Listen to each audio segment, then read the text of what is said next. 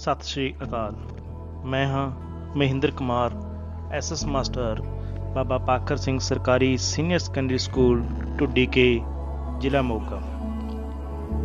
ਪਿਆਰੇ ਵਿਦਿਆਰਥੀਓ, ਅੱਜ ਆਪਾਂ ਕਰਾਂਗੇ ਸੰਵਿਧਾਨ ਦੀਆਂ ਵਿਸ਼ੇਸ਼ਤਾਵਾਂ। ਸਭ ਤੋਂ ਪਹਿਲਾਂ ਆਪਾਂ ਥੋੜ੍ਹਾ ਜਿਹਾ ਪਿਛਲੀਆਂ ਜਮਾਤਾਂ ਅਤੇ ਪਾਠ ਵਿੱਚ ਕੁਝ ਝਾਤੀ ਮਾਰਾਂਗੇ। ਪਿਆਰੇ ਵਿਦਿਆਰਥੀਓ, ਜਿਵੇਂ ਕਿ ਆਪਾਂ ਪੜ੍ਹ ਕੇ ਆਏ ਹਾਂ ਕਿ ਸੰਵਿਧਾਨ ਕੀ ਹੁੰਦਾ ਹੈ। ਸੰਵਿਧਾਨ ਇੱਕ ਕਾਨੂੰਨੀ ਮੌਲਿਕ ਦਸਤਾਵੇਜ਼ ਹੈ ਜਿਸ ਰਾਹੀਂ ਕਿਸੇ ਦੇਸ਼ ਰਾਜ ਦਾ ਸ਼ਾਸਨ ਪ੍ਰਬੰਧ ਚਲਾਇਆ ਜਾਂਦਾ ਹੈ। ਕਲੀਅਰ ਹੋਇਆ? ਸੰਵਿਧਾਨ ਕੀ ਹੈ? ਸੰਵਿਧਾਨ ਇੱਕ ਕਾਨੂੰਨੀ ਮੌਲਿਕ ਦਸਤਾਵੇਜ਼ ਹੈ ਜਿਸ ਰਾਹੀਂ ਕਿਸੇ ਦੇਸ਼ ਰਾਜ ਦਾ ਸ਼ਾਸਨ ਪ੍ਰਬੰਧ ਚਲਾਇਆ ਜਾਂਦਾ ਹੈ। ਭਾਰਤੀ ਸੰਵਿਧਾਨ ਬਾਰੇ ਜਾਣਨ ਤੋਂ ਪਹਿਲਾਂ ਇਸ ਦੇ ਪਿਛੋਕੜ ਬਾਰੇ ਪਤਾ ਹੋਣਾ ਜ਼ਰੂਰੀ ਹੈ ਬੱਚਿਓ, ਕਿ ਭਾਰਤੀ ਸੰਵਿਧਾਨ ਤੋਂ ਪਹਿਲਾਂ ਕਿਸ ਤਰ੍ਹਾਂ ਦੇ ਹਾਲਾਤ ਸੀ, ਉਸ ਬਾਰੇ ਆਪਾਂ ਜਾਣਦੇ ਹਾਂ ਥੋੜ੍ਹਾ ਜਿਹਾ। ਪਿਆਰੇ ਵਿਦਿਆਰਥੀਓ, ਭਾਰਤ ਨੇ ਕਾਫੀ ਲੰਬੇ ਸੰਘਰਸ਼, ਕੁਰਬਾਨੀਆਂ, ਤਸੀਹੇ ਸਹਿ ਕੇ 15 ਅਗਸਤ 1947 ਨੂੰ ਆਜ਼ਾਦੀ ਪ੍ਰਾਪਤ ਕੀਤੀ ਸੀ। ਜਿਵੇਂ ਕਿ ਆਪਾਂ ਨੂੰ ਪਤਾ ਹੀ ਹੈ, ਭਾਰਤ ਕਾਫੀ ਲੰਮੇ ਸਮੇਂ ਤੱਕ ਅੰਗਰੇਜ਼ਾਂ ਦਾ ਗੁਲਾਮ ਰਿਹਾ ਸੀ। ਅੰਗਰੇਜ਼ ਭਾਰਤ ਵਿੱਚ ਹਲਦੀ, ਮਿਰਚ, ਮਸਾਲਾ ਆਦਿ ਵੇਚਣ ਵਾਸਤੇ ਆਏ ਤੇ ਹੌਲੀ ਹੌਲੀ ਕੰਪਨੀ ਨੇ ਪੂਰੇ ਭਾਰਤ 'ਤੇ ਕਬਜ਼ਾ ਕਰ ਲਿਆ ਸੀ। ਇਹ ਕਬਜ਼ਾ ਸੀ ਬੜੀਆਂ ਹੀ ਸ਼ਹਾਦਤਾਂ, ਕੁਰਬਾਨੀਆਂ ਦੇ ਕੇ ਸੰਨ 1947 ਨੂੰ ਪ੍ਰਾਪਤ ਕੀਤਾ। ਇਸ ਤੋਂ ਬਾਅਦ ਜੇ ਆਪਾਂ ਗੱਲ ਕਰੀਏ ਕਿ ਜਦੋਂ ਸਾਨੂੰ ਆਜ਼ਾਦੀ ਪ੍ਰਾਪਤ ਹੋ ਗਈ, ਅਸੀਂ ਆਜ਼ਾਦ ਹੋ ਗਏ, ਅੰਗਰੇਜ਼ਾਂ ਦੇ ਚੁੰਗਲ ਤੋਂ ਅਸੀਂ ਛੁਟਕਾਰਾ ਪਾ ਲਿਆ, ਤਾਂ ਸਾਡੇ ਲਈ ਇੱਕ ਪ੍ਰਸ਼ਨ ਖੜਾ ਹੋਇਆ ਕਿ ਭਾਰਤ ਦਾ ਸੰਵਿਧਾਨ ਕਿਸ ਤਰ੍ਹਾਂ ਦਾ ਹੋਣਾ ਚਾਹੀਦਾ ਹੈ, ਕਿਸ ਤਰ੍ਹਾਂ ਭਾਰਤ ਦਾ ਸ਼ਾਸਨ ਪ੍ਰਬੰਧ ਚੱਲਣਾ ਚਾਹੀਦਾ ਹੈ। ਇਸ ਲਈ ਇੱਕ ਸੰਵਿਧਾਨ ਸਭਾ ਦਾ ਨਿਰਮਾਣ ਕੀਤਾ ਗਿਆ ਬੱਚਿਓ। ਇਸ ਸਭਾ ਨੇ ਲਗਭਗ 3 ਸਾਲ ਯਾਨੀ ਕਿ 2 ਸਾਲ 11 ਮਹੀਨੇ 18 ਦਿਨ ਦਾ ਵਕਤ ਲੈ ਕੇ ਭਾਰਤ ਲਈ ਇੱਕ ਸੰਵਿਧਾਨ ਤਿਆਰ ਕੀਤਾ। ਇਸ ਸਭਾ ਨੇ 26 ਨਵੰਬਰ 1949 ਨੂੰ ਸੰਵਿਧਾਨ ਤਿਆਰ ਕਰ ਲਿਆ ਅਤੇ ਇਤਿਹਾਸਿਕ ਪਿਛੋਕੜ ਵਾਲੇ ਦਿਨ 26 ਜਨਵਰੀ 1950 ਨੂੰ ਲਾਗੂ ਕੀਤਾ ਗਿਆ, ਜਿਸ ਨੂੰ ਕਿ ਅਸੀਂ ਗਣਤੰਤਰ ਦਿਵਸ ਦੇ ਰੂਪ ਵਿੱਚ ਮਨਾਉਂਦੇ ਹਾਂ। ਹੁਣ ਇਸ ਸੰਵਿਧਾਨ ਵਿੱਚ ਕੀ ਕੁਝ ਹੈ, ਇਸ ਦੇ ਗੁਣ ਕੀ ਨੇ, ਇਸ ਦੀਆਂ ਵਿਸ਼ੇਸ਼ਤਾਵਾਂ ਕੀ ਨੇ, ਇਸ ਬਾਰੇ ਆਪਾਂ ਜਾਣਕਾਰੀ ਪ੍ਰਾਪਤ ਕਰਾਂਗੇ, ਜਿਹੜਾ ਕਿ ਆਪਣਾ ਅੱਜ ਦਾ ਮੁੱਖ ਟੌਪਿਕ ਹੈ, ਭਾਰਤੀ ਸੰਵਿਧਾਨ ਦੀਆਂ ਵਿਸ਼ੇਸ਼ਤਾਵਾਂ। ਪਿਆਰੇ ਬੱਚਿਓ, ਸਭ ਤੋਂ ਪਹਿਲਾਂ ਆਪਾਂ ਆਪਣੀ ਸੰਵਿਧਾਨ ਦੀ ਵਿਸ਼ੇਸ਼ਤਾ ਦੀ ਗੱਲ ਕਰਦੇ ਹਾਂ ਤੇ ਉਹਦੇ ਵਿੱਚ ਸਭ ਤੋਂ ਪਹਿਲੀ ਵਿਸ਼ੇਸ਼ਤਾ ਇਹ ਹੈ ਕਿ ਸਾਡਾ ਸੰਵਿਧਾਨ ਲਿਖਤੀ ਸੰਵਿਧਾਨ ਹੈ। ਇਸ ਨੂੰ ਸੰਵਿਧਾਨ ਸਭਾ ਨੇ ਬਣਾਇਆ।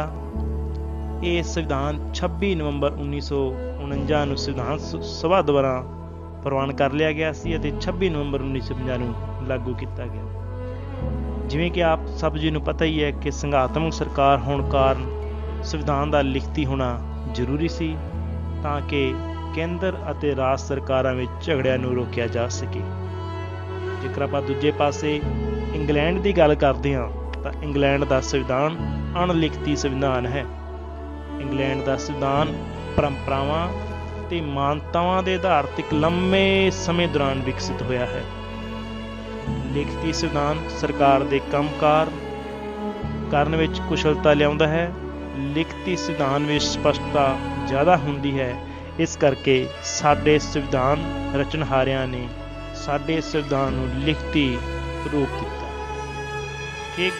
ਦੂਸਰੀ ਜੇਕਰ ਆਪਾਂ ਵਿਸ਼ੇਸ਼ਤਾ ਕਰਦੇ ਹਾਂ ਤਾਂ ਇਹਦੇ ਵਿੱਚੋਂ ਆਉਂਦੀ ਹੈ ਕਿ ਦੁਨੀਆ ਭਰ ਵਿੱਚ ਸਭ ਤੋਂ ਲੰਬਾ ਤੇ ਵਿਸਤ੍ਰਿਤ ਸੰਵਿਧਾਨ ਹੈ। ਭਾਰਤ ਦਾ ਸੰਵਿਧਾਨ ਦੁਨੀਆ ਭਰ ਵਿੱਚ ਪਾਏ ਜਾਂਦੇ ਸੰਵਿਧਾਨਾਂ ਤੋਂ ਲੰਬਾ ਹੈ। ਮੂਲ ਸੰਵਿਧਾਨ ਤੋਂ ਭਾਵ ਜਦੋਂ ਸੰਵਿਧਾਨ ਸਭਾ ਨੇ ਸਾਨੂੰ ਸੰਵਿਧਾਨ ਦਿੱਤਾ ਉਸ ਸਮੇਂ ਇਸ ਦੇ ਵਿੱਚ 395 ਅਨੁਛੇਦ ਤੇ 8 ਅਨੁਸੂਚੀਆਂ ਸਨ। ਅਨੁਛੇਦ ਦਾ ਮਤਲਬ ਹੈ ਆਰਟੀਕਲ। ਹੁਣ ਸੰਵਿਧਾਨ ਵਿੱਚ 12 ਅਨੁਸੂਚੀਆਂ ਹਨ ਤੇ ਬਹੁਤ ਸਾਰੇ ਨਵੇਂ ਅਨੁਛੇਦ ਪਹਿਲਾਂ ਅਨੁਛੇਦਾਂ ਦੇ ਅਧੀਨ ਹੀ ਜੋੜੇ ਗਏ ਨੇ। ਮਤਲਬ ਕਿ 395 ਅਨੁਛੇਦ ਨੇ ਉਹਦੇ ਵਿੱਚ ਹੀ ਨਵੇਂ ਅਨੁਛੇਦ ਜੋੜੇ ਗਏ ਨੇ, ਜਾਣੀ ਕਿ ਜਿਵੇਂ 4A 4B 14A 14C ਇਸ ਤਰ੍ਹਾਂ ਕਰਕੇ ਪਹਿਲੇ ਅਨੁਛੇਦਾਂ ਵਿੱਚ ਹੀ ਇਹਨਾਂ ਨੂੰ ਸਬ ਪੁਆਇੰਟ ਬਣਾ ਕੇ ਅਨੁਛੇਦ ਜਿਹੜੇ ਨੇ ਆਰਟੀਕਲ ਉਹ ਜੋੜੇ ਗਏ ਨੇ।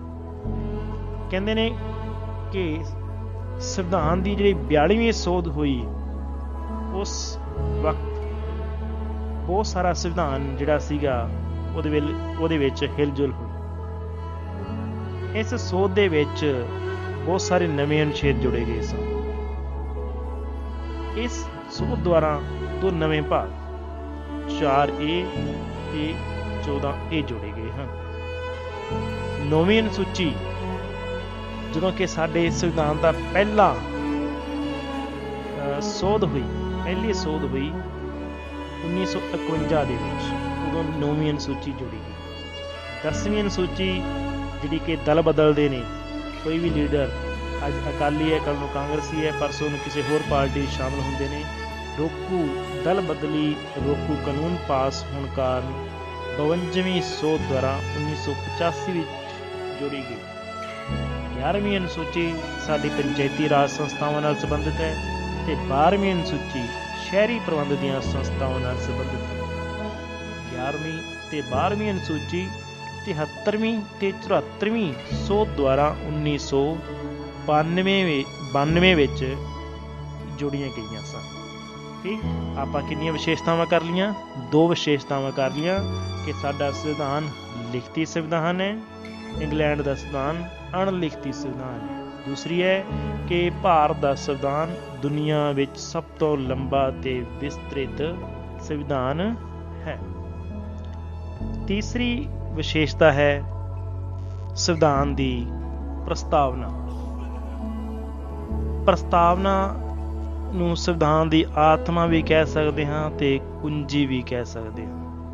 ਇਹ ਸੰਵਿਧਾਨ ਦੇ ਵਿੱਚ ਆਪਣਾ ਮਹੱਤਵਪੂਰਨ ਸਥਾਨ ਰੱਖਦੀ ਹੈ। ਪ੍ਰਸਤਾਵਨਾ ਤੋਂ ਸਾਨੂੰ ਸੰਵਿਧਾਨ ਦੇ ਸਰੂਪ ਦਾ ਪਤਾ ਲੱਗਦਾ ਹੈ ਕਿ ਸਾਡਾ ਸੰਵਿਧਾਨ ਕਿਸ ਤਰ੍ਹਾਂ ਦਾ ਹੈ। ਇਹ ਪ੍ਰਸਤਾਵਨਾ ਸਾਡੀ ਰਾਜਨੀਤਿਕ ਪ੍ਰਣਾਲੀ ਲਈ ਇੱਕ ਪ੍ਰੇਰਨਾ ਦਾ ਕੰਮ ਕਰਦੀ ਹੈ। 42ਵੀਂ ਸੋਧ ਜੋ ਕਿ ਤੁਹਾਨੂੰ ਮੈਂ ਦੱਸਿਆ ਸੀ ਕਿ ਉਸ ਦੇ 42ਵੀਂ ਸੋਧ ਦੇ ਵਿੱਚ ਬਹੁਤ ਸਾਰੀਆਂ ਸੋਧਾਂ ਜੋੜੀਆਂ ਗਈਆਂ ਸੀ। 42ਵੀਂ ਸੋਧ ਦੁਆਰਾ ਸੰਵਿਧਾਨ ਦੀ ਪ੍ਰਸਤਾਵਨਾ ਦੇ ਵਿੱਚ 3 ਨਵੇਂ ਸ਼ਬਦਾਂ ਨੂੰ ਜੋੜਿਆ ਗਿਆ। ਉਹ ਕਿਹੜੇ ਸ਼ਬਦ ਨੇ? ਜਿਵੇਂ ਸਮਾਜਵਾਦ, ਧਰਮ ਨਿਰਪੱਖਤਾ ਅਤੇ ਅਖੰਡਤਾ। ਇਹਨਾਂ ਦੇ ਜਿਹੜੇ ਵਿਸਤਾਰ ਨੇ ਆਪਾਂ ਅਗਲੇ ਲੈਸਨ ਦੇ ਵਿੱਚ ਕਰਾਂਗੇ ਕਿ ਸਮਾਜਵਾਦ ਕੀ ਹੁੰਦਾ ਹੈ, ਧਰਮ ਨਿਰਪੱਖਤਾ ਕੀ ਹੁੰਦੀ ਹੈ ਤੇ ਅਖੰਡਤਾ ਕੀ ਹੁੰਦੀ ਹੈ। ਤਾਂ ਇਹ ਸਾਡੀ ਸੰਵਿਧਾਨ ਦੀ ਤੀਸਰੀ ਵਿਸ਼ੇਸ਼ਤਾ। ਇਸ ਤੋਂ ਬਾਅਦ ਚੌਥੀ ਜਿਹੜੀ ਵਿਸ਼ੇਸ਼ਤਾ ਹੈ ਉਹ ਹੈਗੀ ਕਈ ਸਰੋਤਾਂ ਤੋਂ ਲਿਆ ਗਿਆ ਸੰਵਿਧਾਨ।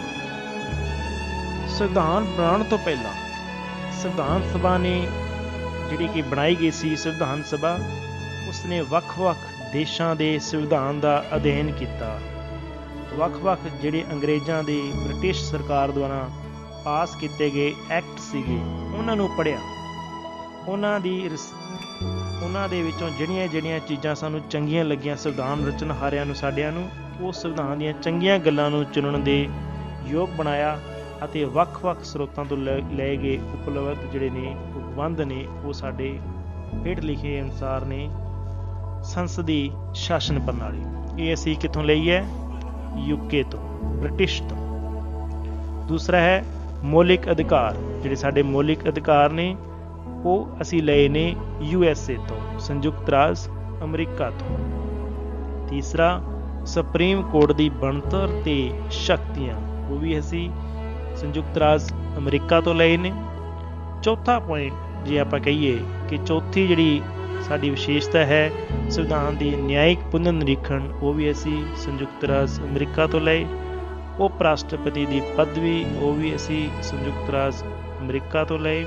ਸੰਘੀ ਢਾਂਚਾ ਜਿਹੜਾ ਸੀਗਾ, ਸੰਘੀ ਢਾਂਚਾ ਮਤਲਬ ਕਿ ਜਦੋਂ ਸਾਡਾ ਦੇਸ਼ ਆਜ਼ਾਦ ਹੋਇਆ ਸੀ ਉਸ ਸਮੇਂ ਲਗਭਗ 562 ਦੇ ਕਰੀਬ ਰਿਆਸਤਾਂ ਸੀ। ਇਹਨਾਂ ਰਿਆਸਤਾਂ ਨੂੰ ਮਰਜ ਕਰਕੇ ਸਟੇਟ ਬਣਾਏ ਗਏ ਸੀ। ਸਟੇਟ ਜਿਹੜੇ ਕਿ ਵਰਤਮਾਨ ਸਮੇਂ 28 ਸਟੇਟ ਨੇ ਤੇ 9 ਯੂਟੀ ਕੇਂਦਰ ਸ਼ਾਸਿਤ ਪ੍ਰਦੇਸ਼ ਨੇ। ਇਸ ਨੂੰ ਕੇਂਦਰ ਅਤੇ ਰਾਜ ਸਰਕਾਰਾਂ ਦੇ ਜਿਹੜੇ ਹੈਗਾ ਇਹਨੂੰ ਸੰਘੀ ਢਾਂਚਾ ਕਿਹਾ ਜਾਂਦਾ ਹੈ। ਜਿਵੇਂ ਕਿ ਇਹ ਜਿਹੜੀ ਸਾਡੀ ਵਿਸ਼ੇਸ਼ਤਾ ਅਸੀਂ ਜਿਹੜੀ ਲਈ ਹੈਗੀ, ਇਹ ਅਸੀਂ ਚੋਣ ਕੀਤੀ ਹੈ ਕੈਨੇਡਾ ਤੇ ਜਿਹੜਾ 1935 ਦੇ ਵਿੱਚ government of India act pass ਕੀਤਾ ਗਿਆ ਸੀ, ਇਹਦੇ ਤੋਂ ਅਸੀਂ ਇਹ ਇੱਕ ਲਈਏ। ਚੌਥਾ ਹੈਗਾ ਸੱਤਵਾਂ ਰਾਜ ਦੀ ਨੀਤੀ ਦੇ ਨਿਰਦੇਸ਼ਕ ਸਿਧਾਂਤ ਅਸੀਂ ਆਇਰਲੈਂਡ ਤੋਂ ਲਏ ਨੇ। 8ਵਾਂ ਪੁਆਇੰਟ ਸੰਕਟਕਾਲੀਨ ਸ਼ਕਤੀਆਂ, ਉਹ ਅਸੀਂ ਜਰਮਨੀ ਤੇ 1935 ਦੇ ਐਕਟ ਤੋਂ ਪ੍ਰਾਪਤ ਅਸੀਂ ਕੀਤੀਆਂ।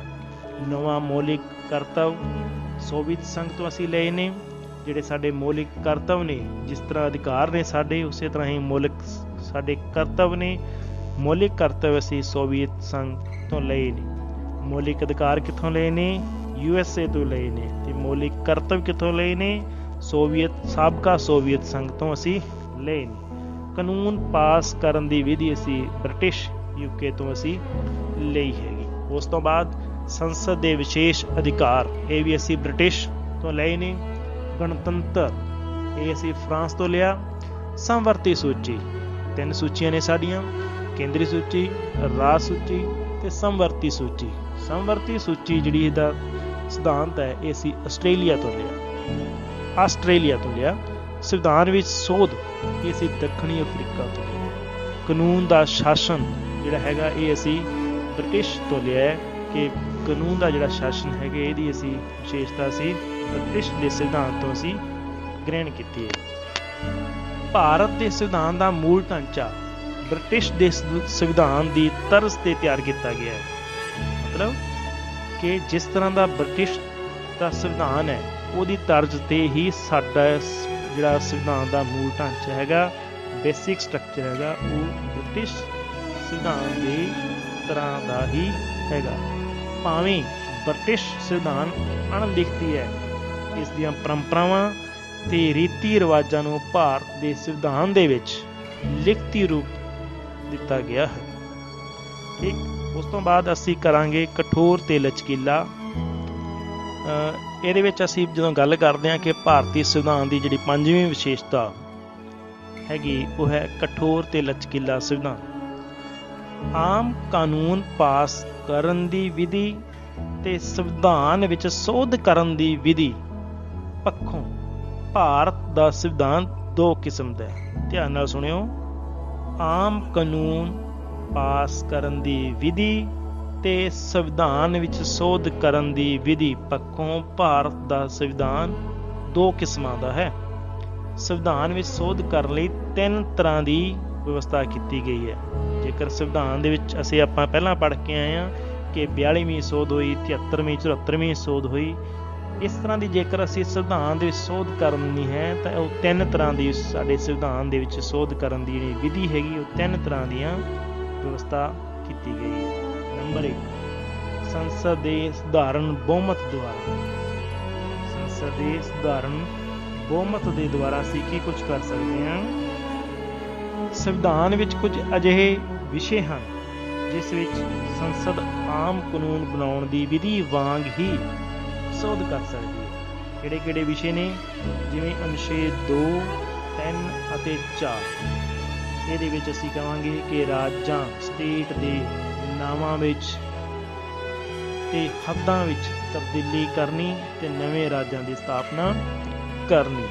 ਜੇ ਕਿਸੇ ਸਟੇਟ ਦਾ ਨਾਂ ਬਦਲਣਾ ਹੈ ਜਾਂ ਫਿਰ ਉਸ ਸਟੇਟ ਦੇ ਜਿਹੜੀ ਹੱਦ, ਜਿਹੜੀ ਬਾਉਂਡਰੀ ਨੇ, ਖੇਤਰਫਲ ਹੈਗਾ, ਉਸ ਨੂੰ ਘਟਾਉਣਾ ਵਧਾਉਣਾ ਹੈਗਾ, ਤਬਦੀਲੀ ਉਹਦੇ ਵਿੱਚ ਕੋਈ ਚੇਂਜਿਸ ਕਰਨੀ ਹੈ ਜਾਂ ਤਬਦੀਲੀ ਕਰਨੀ ਹੈ, ਉਦੋਂ ਅਤੇ ਨਵੇਂ ਰਾਜਾਂ ਦੀ ਸਥਾਪਨਾ, ਜੇਕਰ ਕੋਈ ਨਵਾਂ ਸਟੇਟ ਬਣਾਉਣਾ ਹੋਵੇ, ਉਸ ਦੇ ਲਈ ਸੰਸਦ ਦੇ ਸਧਾਰਨ ਬਹੁਮਤ ਦੁਆਰਾ ਸੰਵਿਧਾਨ ਦੇ ਵਿੱਚ ਸੋਧ ਕਰਕੇ ਉਹ ਸਟੇਟ ਬਣਾ ਸਕਦੇ ਨੇ, ਉਹਦਾ ਨਾਮ ਬਦਲ ਸਕਦੇ ਨੇ, ਉਹਦੀ ਜਿਹੜੀ ਬਾਉਂਡਰੀ ਹੈਗੀ, ਉਹਦੀ ਜਿਹੜੀ ਹੱਦ ਹੈਗੀ, ਉਸ ਨੂੰ ਅਸੀਂ ਚੇਂਜਿਸ ਕਰ ਸਕਦੇ ਹਾਂ। ਦੂਸਰੀ ਵਿਧੀ, ਸੰਸਦ ਦੇ ਦੋਨੋਂ ਸਦਨਾਂ ਦਾ ਸਪਸ਼ਟ ਬਹੁਮਤ, ਹਾਜ਼ਰ ਅਤੇ ਵੋਟ ਦੇਣ ਵਾਲਿਆਂ ਦੇ 2/3 ਬਹੁਮਤ ਤੇ ਘੱਟੋ ਘੱਟ ਅੱਧੇ ਰਾਜਾਂ ਤੋਂ ਵੱਧ ਰਾਜਾਂ ਦੀ ਸਹਿਮਤੀ ਹੋਣੀ ਜ਼ਰੂਰੀ ਹੈ।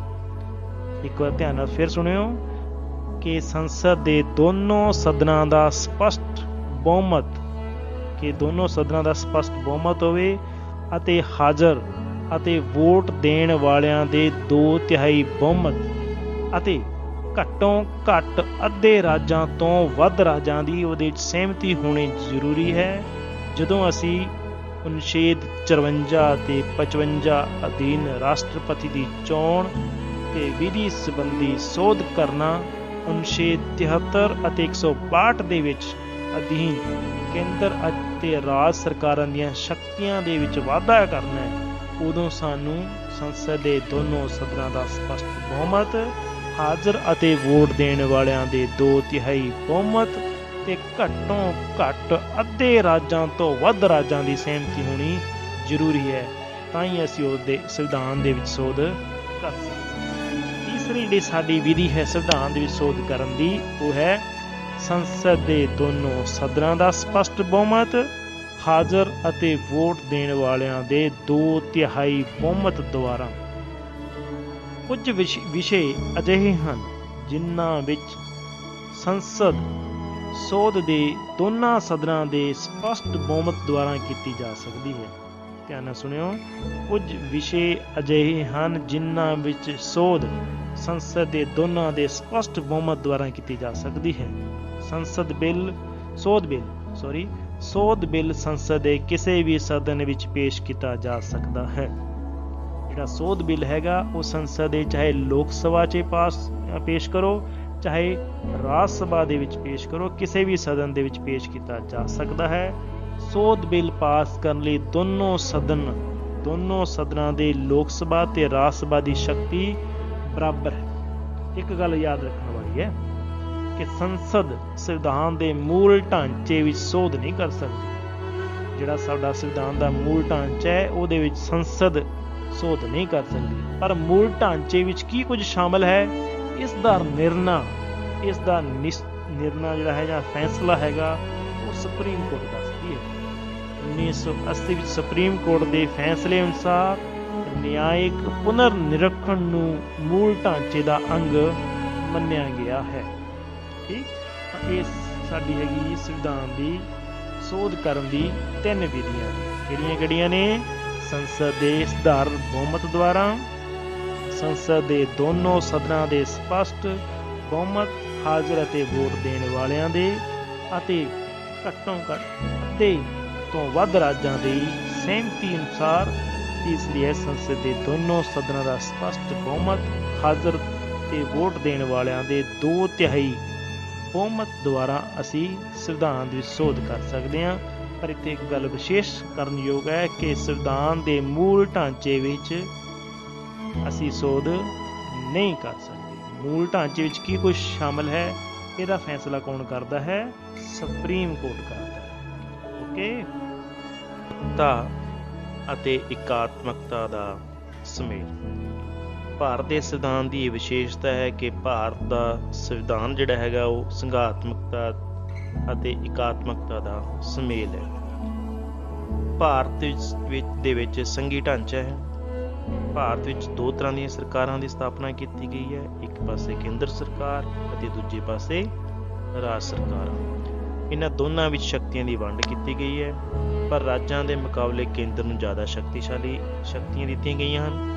ਬਚੀਆਂ ਸ਼ਕਤੀਆਂ ਤੇ ਕਾਨੂੰਨ ਬਣਾਉਣ ਦਾ ਅਧਿਕਾਰ ਭਾਰਤੀ ਸੰਸਦ ਕੋਲ ਹੈ। ਇੱਥੇ ਮੈਂ ਕਲੀਅਰ ਕਰ ਦੇਵਾਂ ਕਿ 3 ਤਰ੍ਹਾਂ ਦੀਆਂ ਸੂਚੀਆਂ ਹੁੰਦੀਆਂ ਨੇ, ਕੇਂਦਰੀ ਸੂਚੀ, ਰਾਜ ਸੂਚੀ ਤੇ ਸਮਵਰਤੀ ਸੂਚੀ। ਕੇਂਦਰੀ ਸੂਚੀ ਦੇ ਵਿੱਚ ਜਿਹੜੇ ਵਿਸ਼ੇ ਨੇ ਉਹਨਾਂ ਦੇ ਉੱਪਰ ਕਾਨੂੰਨ ਜਿਹੜਾ ਹੈਗਾ ਉਹ ਕੇਂਦਰ ਬਣਾਉਂਦਾ ਹੈ।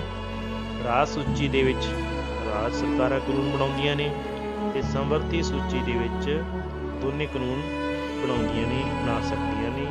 ਤੇ ਇੱਥੇ ਗੱਲ ਹੋਈ ਹੈ ਬਚੀਆਂ ਹੋਈਆਂ ਸ਼ਕਤੀਆਂ ਤੇ ਕਾਨੂੰਨ ਬਣਾਉਣ ਦਾ ਅਧਿਕਾਰ ਭਾਰਤੀ ਸੰਸਦ ਨੂੰ। ਭਾਵ ਜੇਕਰ ਕੋਈ ਵਿਸ਼ਾ ਜਿਹੜਾ ਕਿ ਕਾਨੂੰਨ ਬਣਾਉਣ ਦੀ 3 ਸੂਚੀਆਂ ਵਿੱਚ ਦਰਜ ਨਹੀਂ ਤੇ ਕਾਨੂੰਨ ਬਣਾਉਣਾ ਪੈ ਜੇ ਤਾਂ ਉਸ ਉੱਪਰ ਸੰਸਦ ਨੂੰ ਕਾਨੂੰਨ ਬਣਾਉਣ ਦੀ ਸ਼ਕਤੀ ਪ੍ਰਾਪਤ। ਇਸ ਨੂੰ ਬਚੀਆਂ ਸ਼ਕਤੀਆਂ ਕਿਹਾ ਜਾਂਦਾ ਹੈ। ਪੇਪਰ ਦੇ ਵਿੱਚ ਵੀ ਪ੍ਰਸ਼ਨ ਆ ਸਕਦਾ ਹੈ ਕਿ ਬਚੀਆਂ ਸ਼ਕਤੀਆਂ ਤੋਂ ਕੀ ਭਾਵ ਹੈ, ਕਿਸ ਨੂੰ ਕਹਿੰਦੇ ਨੇ। ਤਾਂ ਆਪਾਂ ਕੀ ਕਹਾਂਗੇ ਕਿ ਕੋਈ ਅਜਿਹਾ ਵਿਸ਼ਾ ਜਿਸ ਤੇ ਕਾਨੂੰਨ ਬਣਾਉਣ ਦੀ ਜ਼ਰੂਰਤ ਪੈ ਜੇ। ਕਹਿ ਸਕਦੇ ਹਾਂ ਕਿ ਜੇਕਰ ਕੋਈ ਵਿਸ਼ਾ ਜਿਹੜਾ ਕਿ ਕਾਨੂੰਨ ਬਣਾਉਣ ਦੀ 3 ਸੂਚੀਆਂ ਵਿੱਚ ਦਰਜ ਨਹੀਂ ਤੇ ਕਾਨੂੰਨ ਬਣਾਉਣਾ ਹੈ, ਉਸ ਉੱਪਰ ਸੰਸਦ ਨੂੰ ਕਾਨੂੰਨ ਬਣਾਉਣ ਦੀ ਸ਼ਕਤੀ ਪ੍ਰਾਪਤ ਹੈ। ਇਸ ਨੂੰ ਬਚੀਆਂ ਸ਼ਕਤੀਆਂ ਕਿਹਾ ਜਾਂਦਾ ਹੈ। ਇਹ ਸੀ ਸਾਡੇ ਸੰਵਿਧਾਨ ਦੀਆਂ ਵਿਸ਼ੇਸ਼ਤਾਵਾਂ ਦੇ ਵਿੱਚ। ਜੇਕਰ ਆਪਾਂ ਗੱਲ ਕਰਦੇ ਹਾਂ ਕਿ ਸੰਘਾਤਮਕ ਅਤੇ ਇਕਾਤਮਕਤਾ ਦਾ ਸੁਮੇਲ ਹੈ, ਕਿਉਂਕਿ ਇੱਥੇ ਇਕਹਿਰੀ ਨਾਗਰਿਕਤਾ ਹੈ, ਦੋਨਾਂ ਸਰਕਾਰਾਂ ਲਈ ਇਕਹਿਰਾ ਸੰਵਿਧਾਨ ਹੈ, ਰਾਸ਼ਟਰਪਤੀ ਦੀਆਂ ਸੰਕਟਕਾਲੀਨ ਸ਼ਕਤੀਆਂ ਨੇ, ਇਕਹਿਰੀ ਨਿਆਂਪਾਲਿਕਾ ਹੈ, ਸਰਬ ਭਾਰਤੀ ਸੇਵਾਵਾਂ ਨੇ, ਕੇਂਦਰ ਸਰਕਾਰ ਦੁਆਰਾ ਰਾਜਾਂ ਵਿੱਚ ਰਾਜਪਾਲਾਂ ਦੀ ਨਿਯੁਕਤੀ ਹੁੰਦੀ ਹੈ, ਰਾਜਾਂ ਦੇ ਝਗੜਿਆਂ ਦਾ ਨਿਪਟਾਰਾ ਕੇਂਦਰ ਦੁਆਰਾ ਕੀਤਾ ਜਾਂਦਾ ਹੈ। ਸੰਘਾਤਮਕਤਾ ਦੀ ਗੱਲ ਕਰਦੇ ਹਾਂ ਤਾਂ ਸੰਵਿਧਾਨ ਦੀ ਸਰਵਉੱਚਤਾ ਹੈ, ਕੇਂਦਰ ਅਤੇ ਰਾਜਾਂ ਵਿੱਚ ਸ਼ਕਤੀਆਂ ਦੀ ਵੰਡ ਹੋਈ ਹੈ, ਸੰਸਦ ਦਾ ਉੱਪਰਲਾ ਸਦਨ ਰਾਜਾਂ ਦੀ ਪ੍ਰਤੀਨਿਧਤਾ ਕਰਦਾ ਹੈ, ਲਿਖਤੀ ਸੰਵਿਧਾਨ ਹੈ ਤੇ ਸੁਤੰਤਰ ਤੇ ਨਿਰਪੱਖ ਨਿਆਂਪਾਲਿਕਾ। ਇਹ ਸਾਡੇ ਸੰਵਿਧਾਨ ਦੇ ਗੁਣ ਨੇ। ਉਸ ਤੋਂ ਬਾਅਦ ਅਗਲੀ ਜਿਹੜੀ ਵਿਸ਼ੇਸ਼ਤਾ ਹੈ ਉਹ ਹੈ ਕਿ ਇਕਹਿਰੀ ਨਿਆਂਪਾਲਿਕਾ। ਇਕਹਿਰੀ ਨਿਆਂਪਾਲਿਕਾ ਭਾਰਤ ਦੇ ਸੰਵਿਧਾਨ ਵਿੱਚ ਕੇਂਦਰ ਅਤੇ ਰਾਜਾਂ ਲਈ ਇੱਕ ਸਰਵਉੱਚ ਅਦਾਲਤ ਯਾਨੀ ਕਿ ਸੁਪਰੀਮ ਕੋਰਟ ਦੀ ਸਥਾਪਨਾ ਕੀਤੀ ਗਈ ਹੈ। ਭਾਵੇਂ ਰਾਜਾਂ ਦੀਆਂ ਵੱਖਰੀਆਂ ਹਾਈ ਕੋਰਟ ਹਨ, ਪਰ ਇਹਨਾਂ ਦਾ ਅਧਿਕਾਰ ਖੇਤਰ, ਬਣਤਰ, ਜੱਜਾਂ ਦੀਆਂ ਨਿਯੁਕਤੀਆਂ, ਹਾਈ ਕੋਰਟਾਂ ਦੇ ਫੈਸਲਿਆਂ ਵਿਰੁੱਧ ਸਰਵਉੱਚ ਅਦਾਲਤ ਵਿੱਚ ਅਪੀਲ ਕਰਨ ਦੀ ਸ਼ਕਤੀ, ਹਾਈ ਕੋਰਟ ਦੇ ਜੱਜਾਂ ਦੀਆਂ ਬਦਲੀਆਂ, ਉਹਨਾਂ ਦੀਆਂ ਸੇਵਾ ਸ਼ਰਤਾਂ ਕੇਂਦਰ ਸਰਕਾਰ ਦੇ ਨਿਯੰਤਰਣ ਅਧੀਨ ਹਨ। ਇਹ ਹੈ ਸਾਡੇ ਇਕਹਿਰੀ ਨਿਆਂਪਾਲਿਕਾ। ਉਸ ਤੋਂ ਬਾਅਦ ਸਾਡੀ ਵਿਸ਼ੇਸ਼ਤਾ ਆ ਜਾਂਦੀ ਹੈਗੀ, ਉਹ ਹੈਗੀ ਸਰਵ ਵਿਆਪਕ ਬਾਲਗ ਮਤ ਅਧਿਕਾਰ। ਭਾਰਤ ਦਾ ਸੰਵਿਧਾਨ ਸਾਰੇ ਬਾਲਗ ਨਾਗਰਿਕਾਂ ਨੂੰ ਵੋਟ ਦਾ ਅਧਿਕਾਰ ਪ੍ਰਦਾਨ ਕਰਦਾ ਹੈ। ਵੋਟ ਦਾ ਅਧਿਕਾਰ 18 ਜਾਂ ਇਸ ਤੋਂ ਉੱਪਰ ਦੀ ਉਮਰ ਦੇ ਨਾਗਰਿਕਾਂ ਨੂੰ ਪ੍ਰਦਾਨ ਕੀਤਾ ਗਿਆ ਹੈ। ਇਹ ਅਧਿਕਾਰ ਜਾਤੀ, ਧਰਮ, ਨਸਲ, ਜਨਮ ਸਥਾਨ ਤੇ ਲਿੰਗ ਦੇ ਵਿਤਕਰੇ ਤੋਂ ਬਿਨਾਂ ਪ੍ਰਦਾਨ ਕੀਤਾ ਗਿਆ ਹੈ। 1988 ਦੇ ਵਿੱਚ 61ਵੀਂ ਸੋਧ ਦੁਆਰਾ ਵੋਟ ਦਾ ਅਧਿਕਾਰ ਪ੍ਰਾਪਤ ਕਰਨ ਦੀ ਉਮਰ 21 ਸਾਲ ਤੋਂ ਘਟਾ ਕੇ 18 ਸਾਲ ਕਰ ਦਿੱਤੀ ਗਈ। ਪਾਗਲਾਂ, ਦੇਸ਼ ਦਰੋਹੀਆਂ ਜਾਂ ਅਦਾਲਤਾਂ ਵੱਲੋਂ ਕੁਝ ਵਿਸ਼ੇਸ਼ ਮਾਮਲਿਆਂ ਵਿੱਚ ਦੋਸ਼ੀ ਕਰਾਰ ਦਿੱਤੇ ਗਏ ਵਿਅਕਤੀਆਂ ਨੂੰ ਇਸ ਅਧਿਕਾਰ ਤੋਂ ਵਾਂਝਿਆ ਰੱਖਿਆ ਗਿਆ ਹੈ। ਸਰਵ ਵਿਆਪਕ ਬਾਲਗ ਮਤ ਅਧਿਕਾਰ ਆਧੁਨਿਕ ਲੋਕਤੰਤਰ ਦਾ ਆਧਾਰ ਹੈ। ਠੀਕ ਹੈ ਜੀ, ਇਹ ਸੀ ਆਪਣੀਆਂ ਸੰਵਿਧਾਨ ਦੀਆਂ ਵਿਸ਼ੇਸ਼ਤਾਵਾਂ ਕਿ ਸਾਡਾ ਸੰਵਿਧਾਨ ਜਿਹੜਾ ਹੈ ਕਿ ਆਪਾਂ ਦੁਨੀਆ ਦਾ ਸਭ ਤੋਂ ਲੰਮਾ ਤੇ ਵਿਸਤ੍ਰਿਤ ਸੰਵਿਧਾਨ ਹੈ। ਠੀਕ, ਇਕਹਿਰੀ ਨਿਆਂਪਾਲਿਕਾ ਹੈ। ਇਹ ਸਾਰੇ ਜਿਹੜੇ ਸਾਡੇ ਸੰਵਿਧਾਨ ਦੇ ਗੁਣ ਨੇ। ਇਸੇ ਤਰ੍ਹਾਂ ਹੀ ਇੱਥੇ ਸਾਡਾ ਇਹ ਲੈਸਨ ਕੰਪਲੀਟ ਹੁੰਦਾ ਹੈ। ਹੁਣ ਆਪਾਂ ਇਹਦੀ ਕਰਾਂਗੇ ਦੁਹਰਾਈ, ਯਾਨੀ ਕਿ ਕੁਝ ਘਰ ਦਾ